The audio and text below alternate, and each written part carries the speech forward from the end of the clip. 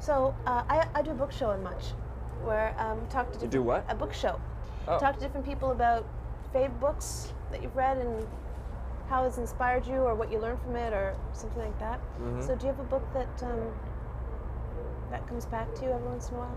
Yeah. Well, I've read Perfume by Patrick Susskind about 10 times in my life, and I can't stop reading it. It's like something that's just stationary in my pocket all the time. It just doesn't leave me, and every time I'm bored, like I'm on an airplane or something, I read it over and over again. Because I'm a hypochondriac, and it just affects me. It makes me want to cut my nose off. What's the book about? It's about this perfume apprentice in France at the turn of the century, and he is just disgusted basically with all humans, and he just can't get away from humans. So he goes on this trek, this walk of death, where he goes into the rural areas where there's woods all over the place in the small villages, and he only travels by night, and he just, every time he smells human, like a fire from a far off way, he'll just get really disgusted and hide, and he just tries to stay away from people. I can relate to that. Do you ever use what you read in any of your songs? As a matter of fact, I use that very story in Scentless Apprentice. Yeah. So that's really one of the first times that I've ever used an actual story, as a book, as an example of a song. I've always tried to stay away from that, but now that I'm running out of ideas more and more, I tend to do that. Is it hard when you spend your whole life doing the first few albums, and then suddenly everybody needs your attention? You have to do interviews, you have to travel around, and suddenly, is it hard to come up with ideas?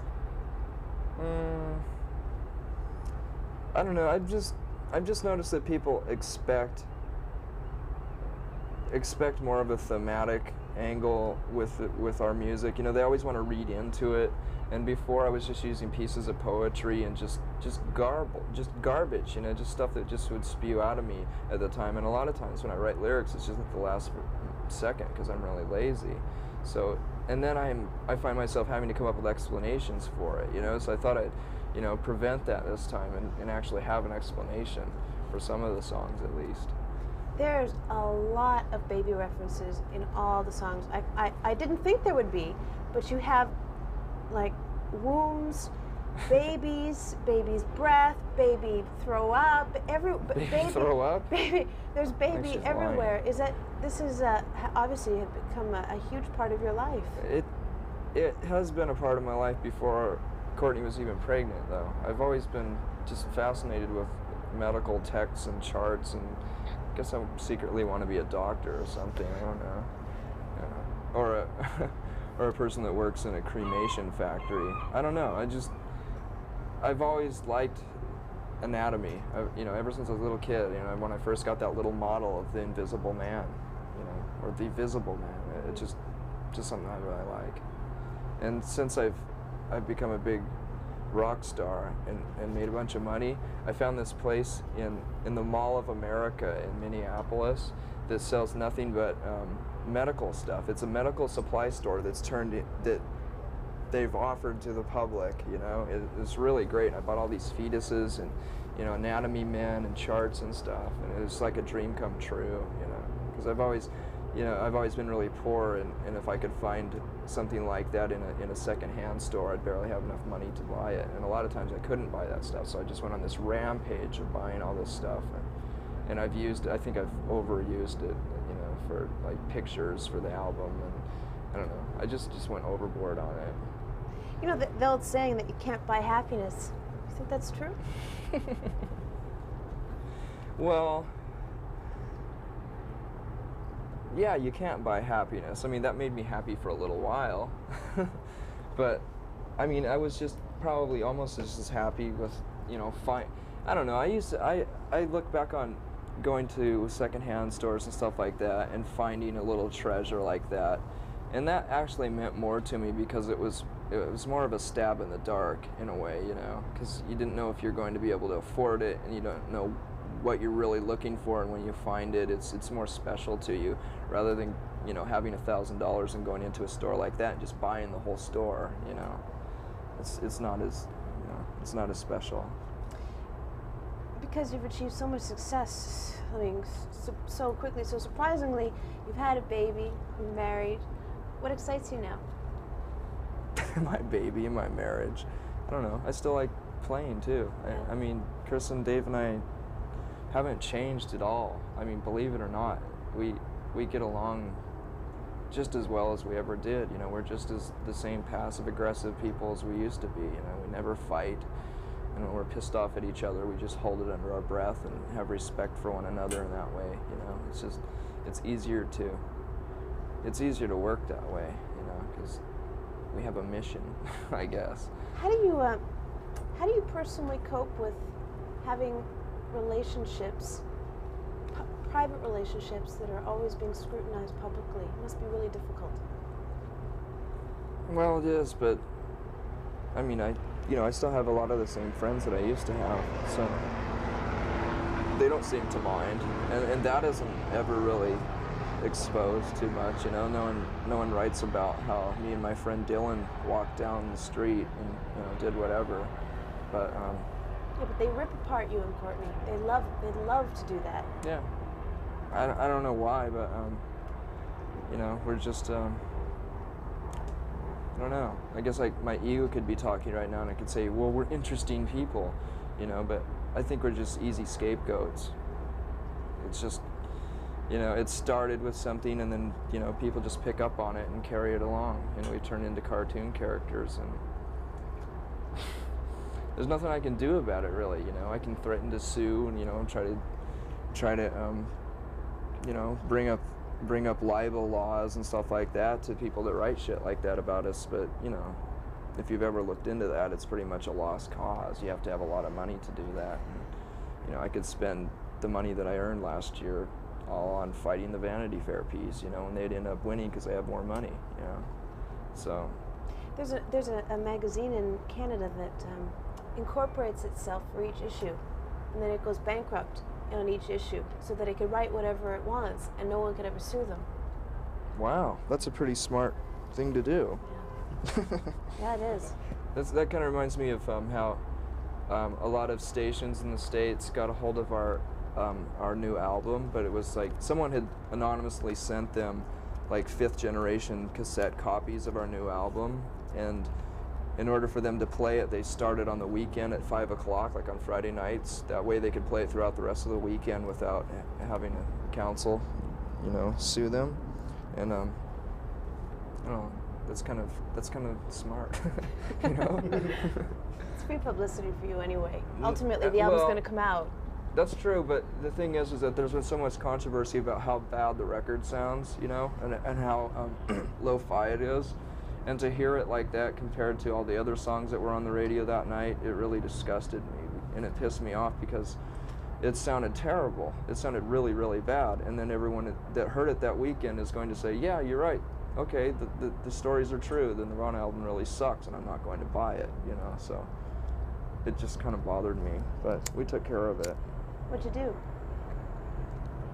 Well, I thought maybe we should hire a lawyer to stop them to do it. Then instead I just decided to hire a hitman. Pardon me? Nothing.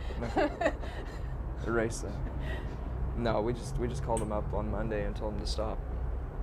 And they went, oh, okay. Well, our lawyer did that. Yeah. Isn't that a weird world for you to suddenly have lawyers and like people who do stuff like that for you? Yeah. It's totally unnecessary too. If we weren't in this position, we wouldn't need lawyers, It's total unnecessary, and we have to spend a lot of money just to protect ourselves all the time, and it's just stupid. When did that first hit you? When did you realize that you're going to need some people on your team to protect you from the vultures? Too late. Much after the fact, after we'd already been damaged to a point where it almost didn't do any good, But I don't know, it was just a weird realization one day, Wow, I have to, and I can see how like rock and roll stars will all of a sudden, will almost compromise their music to make sure that they sell the same amount of records next year because they've spent all their money on lawyers and protecting themselves last year, But I mean, we obviously haven't done that. I mean, I don't know, maybe you might not have noticed, but the record isn't as commercial as the last one, so. we could never bring ourselves to do that, you know. I'd rather just laugh about it. And I was talking to Amy Mann, a girl from Till Tuesday. She was at our office just a couple days ago. She's on tour with the Kinks, and Ray Davies was in the office also. He came in before her. And I had mentioned to her that he was very nice, but really eccentric when I was talking to him, kind of nutty. And she said, well, you know, there's a lot of people who have been around the record business for those many years, and most of them are kind of nutty. It just, you know, it makes people nutty. yeah. I mean, you're facing that. That's your future. Yeah, that's my future. Hopefully we'll put out Metal Machine music next year, you know. I don't know. Either I've accepted it or I've gone beyond insane to where I can deal with it emotionally. I really don't care. I know that I'm too stubborn to allow myself to ever compromise our music or, you know, get so wrapped up in it and involved to where it's going to, you know, turn us into big rock stars. I mean, I just don't feel like that. Everyone else accuses us of it, but, you know, we're Everyone not else is as jealous. popular as everyone thinks, and we're not as rich as everyone thinks, you know? It's just, we've always had a good sense of humor. I don't think that's been translated very well, you know, but we'd rather laugh about it. Ha ha ha. You know what really surprised me though is you're pretty bright, and your lyrics are, and just your whole stage persona is pretty angry, angst-ridden, frustrated. I mean, you see the world for what it is. Did you ever have second thoughts about bringing a child into the world the way it is? Oh yeah, absolutely. Yeah. I really can't describe what changed our attitude so fast. I think, you know, I really was a lot more negative and angry and everything else a few years ago, but that had a lot to do with not having a mate, you know, not having a steady girlfriend and stuff like that. So you know, that was one of the main things that was bothering me, that I wouldn't admit at the time, you know. So now that I've found that, the world seems a lot better for some reason, you know. It really does change your attitude about things, you know. I mean, 4 years ago I would have said, you know, the classic thing like, you know, how dare someone bring a child into this life, you know. It's completely a terrible way to go, and, you know, the world's going to explode any day and stuff like that. But once you fall in love, it's a bit different. I don't want to know about it. Stop. George and I are not in the best love situations right now, so we're going to stop talking about that. We'll change the subject. That's what I want to talk to you about. I'm not boasting about it. It's just something nice. that's really It's really nice weird. that you can talk about it. That, you know, that you have something like that to talk about. It's nice. You know, you hold this for a while? Do you mind? I really, I'm feeling a little weak.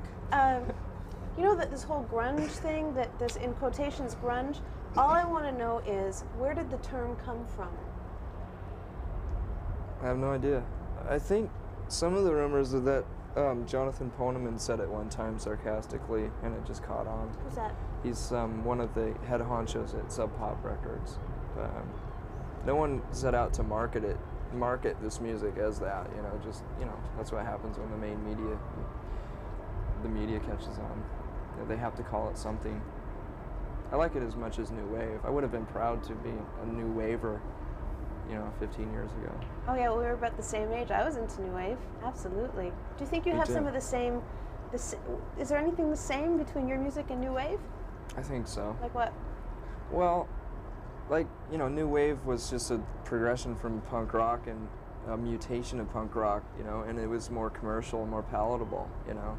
It had, you know, punk rock roots, and it was easier to swallow for the media and middle America and the middle of the world, and it's just, you know, that's what I kind of think about our music. Are you worried about a Nirvana backlash? Hasn't that already been over with? Hasn't that already happened? I don't know. Sure. No. I don't know. Okay. What else I want to talk to you about?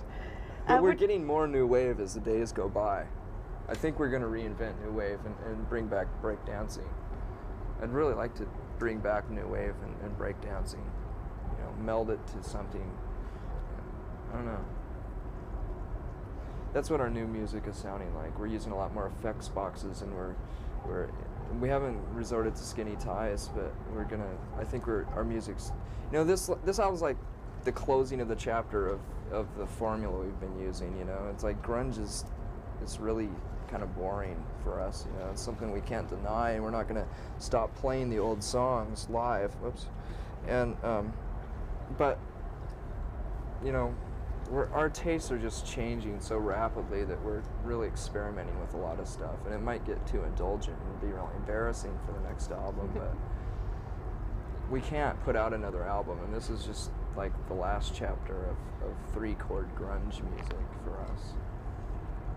And it was an easy thing to do and a safe thing to do because we knew it's still popular, you know, but we had to get it out of our systems.